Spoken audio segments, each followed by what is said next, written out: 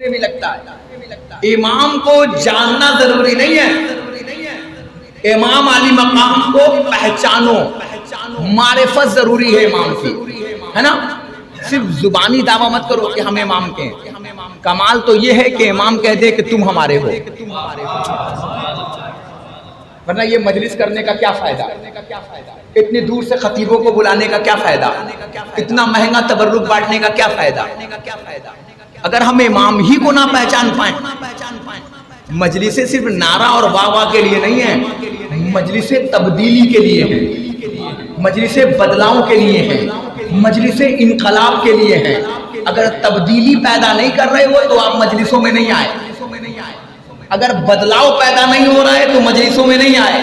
مجلس سے پہلے بھی جھوٹ بول رہے تھے اور مجلس کے بعد بھی جھوٹ بول رہے ہو تو مجلس میں تم آئے نہیں بھیا، تم آئے گھوم گھام کے چلے گئے۔ مجلس انقلاب پیدا کرتی ہے، جملہ پڑھوں، مجلس مختار بناتی ہے۔ ارے جو کہنا تھا میں کہہ کے گزر گیا، مجلس کیا بناتی ہے؟ ہاں ممبر پہ کم سنتا ہوں، ہاں مختار بناتی ہے۔ ابھی وکیلا تو عرض کروں گا مختار کون تھے، بس اتنے تعارف کافی ہے مختار کے لیے کہ مختار وہ تھے جن کی وجہ سے چوتھا امام مسکرایا ہے، بس اتنا تعارف کافی ہے۔ جو امام کو مسکرانے پہ مجبور کرتے اسے مختار کہتے ہیں، ہے نا؟ آپ ہو، مختار بناتی ہے مجلسیں۔ امام کو جانو، امام کو پہچانو۔ ایک شخص مولا کے پاس آنے کے بعد کہنے لگا، مولا پیڑ جو ہے آپ اشارہ کرتے بھاگتا چلاتا ہے، دوڑتا چلاتا ہے۔ امام نے فرمایا یہ کام ہمارے نہیں ہیں۔ کہا پھر؟ کہا یہ کام تمہارے ہیں۔ مولا شینو میرے کام کہاں؟ یہ کام میرے نہیں ہیں، پیڑ بلاؤں، پیڑ ہٹاؤں، پیڑ بھگاؤں، یہ سب کام تمہارے کا۔ مولا میرے کام ہے۔ کہاں تمہارے کام ہے؟ کہا مولا کیسے ہو؟ کہا جیسے میں بتاتا ہوں، میری ولایت کو دل میں ویسے قرار کر جتنی ماں کی طہارت ہے۔ اس نے ابھی جیسے ہی آنکھ بند کر کے اپنے آپ کو محسوس کیا کہ پیڑ دیکھا تو پیڑ وہاں نہیں تھا، تو اس نے کہا مولا پیڑ؟ امام نے کہا تیرے پیچھے۔ جیسے ہی پیڑ اس کے پیچھے تھا وہ امام کے پیچھے آ گیا۔ سمجھ رہے ہیں میں کیا عرض کر رہا ہوں؟ وہ امام کے پیچھے چھپ گیا۔ مولا میں نے تو بلایا ہی نہیں۔ امام نے کہا بلایا نہیں، تم نے سوچا اور وہ آ گیا۔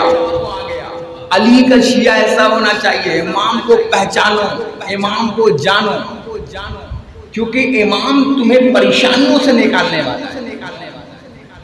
والا ہے نا۔ اسی لیے آج جو آپ سکہ باندھتے ہیں نا، سکہ کون سا سکہ؟ امام رضا کا۔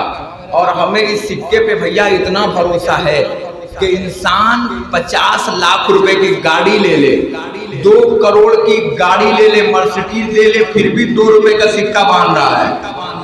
ہائے ہائے ہائے، ارے میں تو یقین پڑھ رہا ہوں، جو یقین کی منزل میں آئے وہ میرے ساتھ آ جائے، ورنہ ہاتھ باندھ کے بیٹھا رہے۔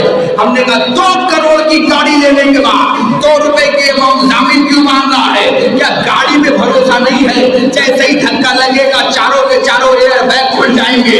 اگر گاڑی چلاتے چلاتے سو گئے تو کار پارکنگ میں لگا دے گی، سائڈ میں لگا دے گی، ہاں بھائی یہ سارے اچھے سہولیات تمہیں دیں گے، مگر 2 کروڑ کی گاڑی خریدنے کے بعد 2 روپے کے امام ضامن کیوں باندھ رہا ہے؟ کہ مولانا 2 کروڑ پہ بھروسہ نہیں، 2 روپے کے امام ضامن پہ بھروسہ۔ اللہ جانے کون خاموش بیٹھا رہ گیا۔ 2 کروڑ کی گاڑی پہ بھروسہ نہیں ہے، 2 روپے کی امام ضامن پہ بھروسہ ہے۔ کیوں؟ کہ اس لیے کہ گاڑی بنانے والا زمانہ ہے، امام ضامن دینے والا امام زمانہ۔ پڑھ دی بجے 2 کروڑ کی گاڑی لینے کے بعد کیا مطلب 2 روپے کا امام ضامن؟ 1 لاکھ کی بلٹ نکالنے کے بعد امام ضامن کیوں باندھ رہے ہو؟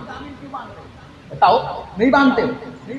بتاؤ گاڑی لینے والے مجھے بتائیں بھیا باندھتے ہو کہ نہیں باندھتے ہو؟ اسٹیئرنگ پہ کیوں باندھ رہے ہو؟ کہ مولانا کروڑ پہ بھروسہ نہیں، امام ضامن پہ بھروسہ ہے۔ کیوں بھروسہ ہے؟ کیونکہ امام ضامن ہے، میرا اور تمہارا امام ضامن ہے۔ بتائیے امام ضامن کب سے چلی ہے؟ یہ جو باندھتے ہو بازوؤں پر، جس امام کی شب شہادت ہے نا، ایک روایت کے حساب سے اس امام کے پاس کچھ لوگ آئے. میرا وقت ہو گیا ہے مگر پھر بھی آپ کا 10 منٹ لوں گا. کچھ لوگ امام کے پاس آئے. آنے کے بعد کہنے لگے مولا ہم بزنس میں جاتے ہیں اور جب سمندر کے راستے سے واپس آتے ہیں تو سمندری ڈاکو ہمیں لوٹ لیتے ہیں. مولا کچھ ایسا راستہ نکالیے کہ پریشانی حل ہو جائے. تو امام نے کہا وہ امام ہی کیا جو پریشانی کو دور نہ کر دے. وہ امام ہی کیا جو پریشانی کو دور نہ کر دے. میں جملہ پلٹوں, وہ مشکل کشا ہی کیا جو مشکل کو نہ حل کر دے. مولا نے کہا جاؤ آج سے میں کہہ رہا ہوں, علی رضا کہہ رہا ہے کہ آج کے بعد کسی ہمارے شیعوں کو کوئی ڈاکو سامان نہیں چھینے گا. لوگوں نے کہا مولا یقین تو ہے مگر اطمینان چاہیے. مولا یقین ہے مولا مگر اطمینان چاہیے. امام نے کہا اطمینان چاہیے کہاں مولا. امام نے اپنے دور کا سکہ بنوانا شروع کیا. اب جس کے بھی بازوؤں پہ سکہ ملتا تھا اسے یقین تھا کہ میری بیوی جو ہے نا وہ سفید ساڑی نہیں پہنے گی, مطلب میں زندہ واپس آؤں گا. لوگ جاتے تھے آ جاتے تھے. ایک امام کے صحابی گزرے, بہت پیارا نام ہے, شیخ معروف کرخی. کیا نام ہے؟ شیخ معروف کرخی.